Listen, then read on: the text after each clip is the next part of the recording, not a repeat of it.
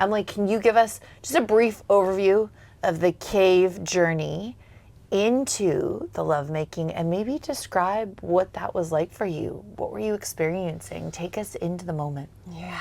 So we started with a ritual intention setting, unioning with the medicine, and then descending down into the cave. And y'all might not know this about Layla, but she is in fact part goat. The way she traverses these rocks, they're so slippery. It's dark.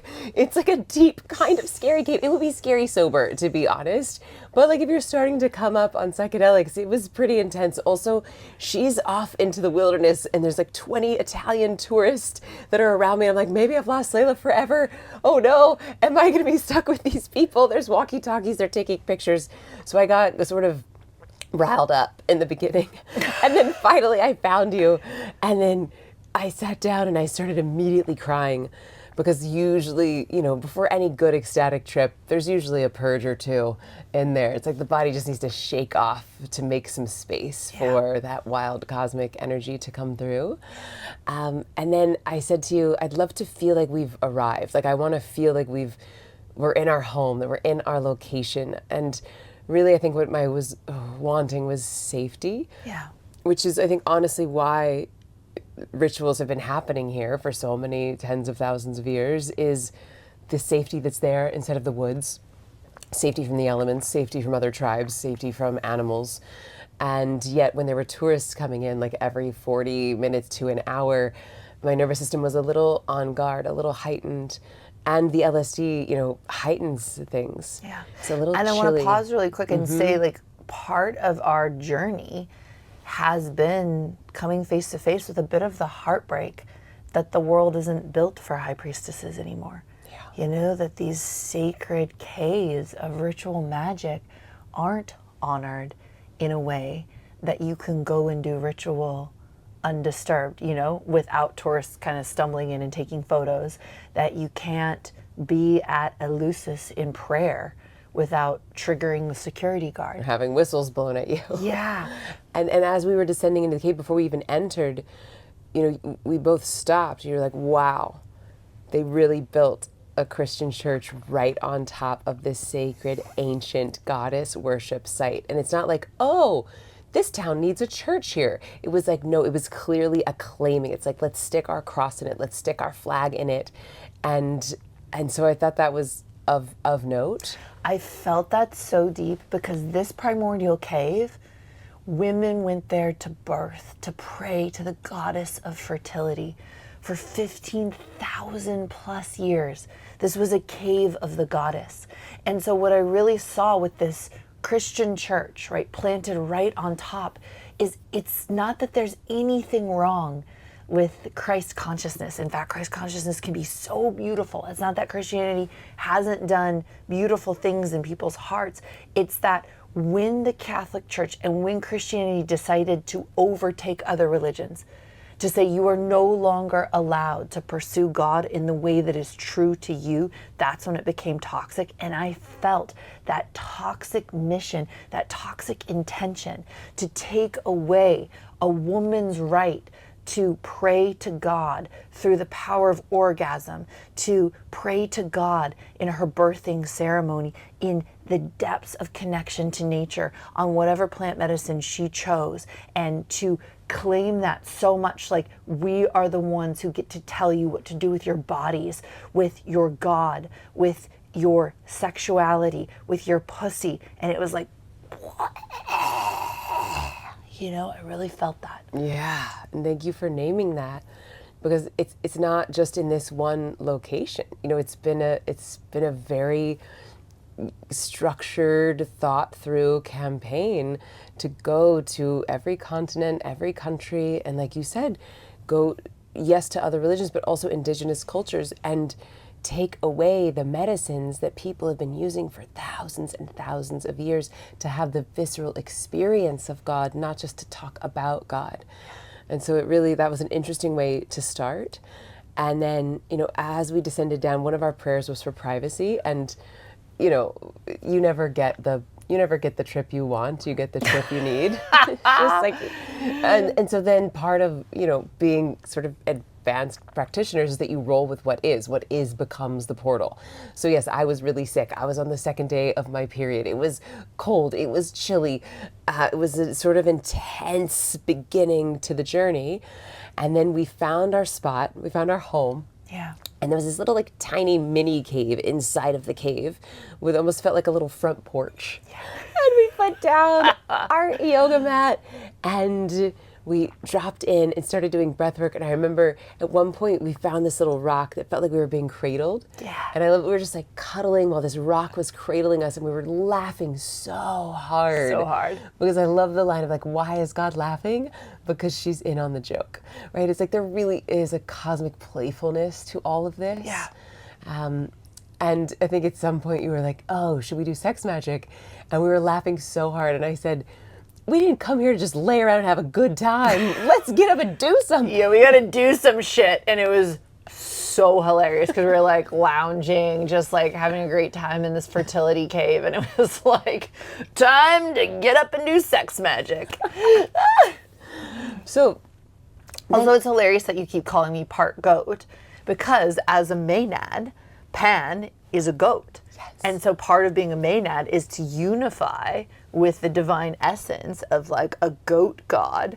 And also people always look at me like, you know, I love makeup, I love fashion, I love good lighting.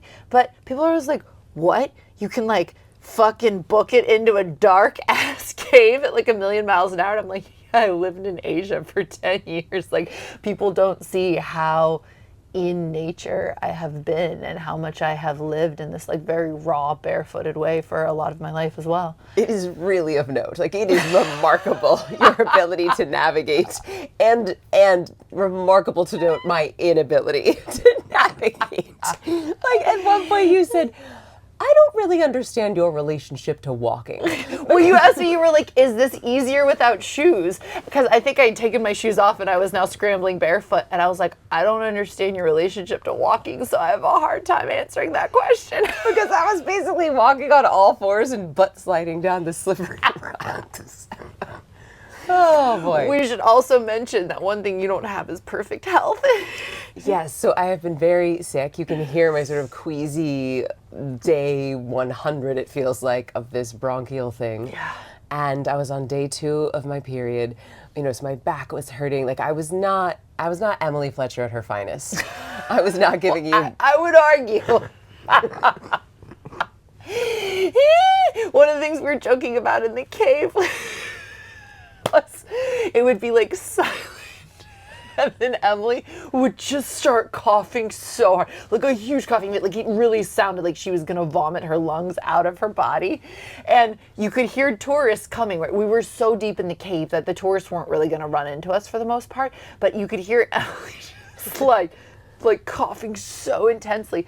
And I was like, it's good to remind people of their own mortality. And Emily goes, you want a little death in your timeless cave experience. It doesn't just go on forever, or does it? Oh my gosh. Also, I thought that, you know, if our safety and lives depended on privacy and secrecy, I would be the first one kicked out of the cave. It was very loud. It was very loud, my coughing. So after a while, like, I don't know, we were maybe 2-3 hours in, and I felt so much energy building in our body. And for me, this particular experience, oftentimes LSD can be more visual, and certainly like looking at the caves, you could see them moving and changing shape, and almost like there were spirits coming out of the cave. But it wasn't like I closed my eyes and I was seeing the fractal language of God. It wasn't like I was seeing mandalas or that sacred geometry that we so associate with psychedelic experiences. This one certainly was much more in the body, much more visceral. And then as we were feeling the energy build, at some point you were going to crawl into the tiny cave within the cave, and then you just straddled this wall and you were leaning up against it, and it looked so beautiful. It looked so hot. And it also looked quite pleasurable. Like it looked like you were being like held from the front by the cave and like straddling it and sort of fucking the earth. And I asked her, I was like, does that feel good? Because it looks amazing. And I was honestly on the edge. You know, we talk a lot in episode 3 of, you know, this was an advanced practice of psychedelic use, after 20 years of spiritual practice, 20 years since I did my first LSD journey, Probably you know? about that for me too. To be that deep in nature. And the cave wasn't truly dangerous. Like, it was, you know, there was some sliding. You might have gotten a bruised knee or a busted hip or something if you slipped, but we weren't like... We weren't risking our lives cliff and falling or anything like that, but you still had to be careful because you could have fallen like five feet off the edge or something like that. And so, you know, we were in this advanced practice, and I really want people to return to nature, to feel safe in nature, to do Psychedelics 101, where you have an amazing guide, where you have integration, where you get to map psychedelic terrain, where you're very safe and very held. And you and I got to jump off into wild freedom because of the level and depth of our practices that we've done. And so we're going to share some of those practices with you today that you can do to bring this kind of wildness into your life. And we're down in the cave, and with the LSD, my sense of self was really dissolving. I was losing any sense of time and space, and part of it was LSD, and part of it was this primordial cave. Yeah. And I was really getting into my body of like the pleasure, the simple pleasure of being alive, the simple pleasure of birthing a baby in a cave, the simple pleasure of fucking before there was any idea of right or wrong or good or bad, just being, right? And the pleasure of that. So I was in that, and I was also in a little bit of like, oh God, like, my identity is melting open. And there was this, like, inside, the cave was so big, there was this dark cavern within the cave, and I was considering climbing into it. And the thought crossed my mind of cave spiders, because I had encountered cobwebs in part of my goat crawl down into the cave at rapid speed. I will take us, people, to this moment just so you understand how raw this cave was, right? Like, it's dark, there's light coming in from the hole, but we're literally hundreds of feet into the cave with these wild rock sculptures. It was unreal. Which they even looked ancient. Like, they felt like it's softened by time. Ancient. And I crawl into this, like, dark cave within a cave. I'm straddling the rock. I'd had a thought of cave spiders, and I was like, you know what? And I'm kind of like getting into my body and feeling the arrows. I'm gyrating on the rock, and this giant cave spider crawls right next to my face. Like I'm gyrating on a rock, and the rock face is right here, and the spider is literally right here, and it's like that big. And I was like, oh, fuck. And I didn't want to freak Emily out. You don't want to ruin someone's vibe when they're on LSD in the cave. She didn't need to know about the spider. So I just casually slipped out of the deeper cave within the cave and like rolled across the rock face. She was like, how you doing? And I was like, I'm fabulous. I was like, we'll talk about the spider tomorrow. Yes, and thank you for that gift, because had I known there was a spider, I think my already very heightened nervous system might have kicked over the edge. I am good at self-soothing, but that might have really kicked me over. Nobody needed to know about that spider. One thing I think your audience might enjoy is that, you know, since I was on the second day of my period and I had a cup in, it just felt right to just really, like, I was like, maybe we should paint on these walls with my blood. Yeah. And so, you know, I took out the cup and I started painting with it, and then I just like poured it down the side of the wall, and it was so beautiful. Yeah. Like, even with a little bit of light in there, you could see the red, you know, streaming down the rock. And then you asked for third eye blessing, so I blessed you on your third eye and mine. Yeah. And it was the first time I've ever put that on my face. I know our friend Mia is a big fan of it. I know that, you know, those stem cells, it was like the original vampire facial. Mm-hmm. But it was my first time doing that, which felt like a cool initiation. Yeah. Yeah. The reclamation of the holiness and beauty of menstrual blood. Yes. Yeah. Mm-hmm. Here we go. We're also, as we do this podcast, the light is just going to keep going down, and we were like, yeah, descent into darkness. Yes. We're not going to control this environment. We're just going to let the sun go down. It's perfect. It's perfect. So I started to feel the energy building, like both in the cave, between us and my body. And I know that we had a loose intention of doing sex magic. We had brought our wands, you brought your egg, and eventually it just, I just felt like magnetized to you. Yeah. And so I just started moving closer and closer, and it just felt like our bodies just Yeah. just plugged in to Yeah. each other. Yeah.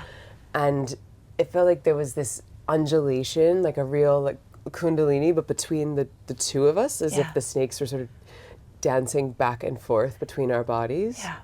And I was really struck by, I heard some quote yesterday that like, what, as you move, the universe moves, and as the universe moves, you move. Like they are one in the same. It is hand and glove. Yeah. And that's very much what it felt like. It felt like if I would even intend something, already like the universe in the form of Layla Martin would move with me. Yeah. And same, like you were so present with me, and I've never experienced anyone so simultaneously everywhere all at once. Yeah. And deeply rooted and grounded in your body and so outrageously present. It was really wild, and a testament to your decades of practice and the level of mastery that you can be both God and human, the ocean and the wave, in that practice in real time.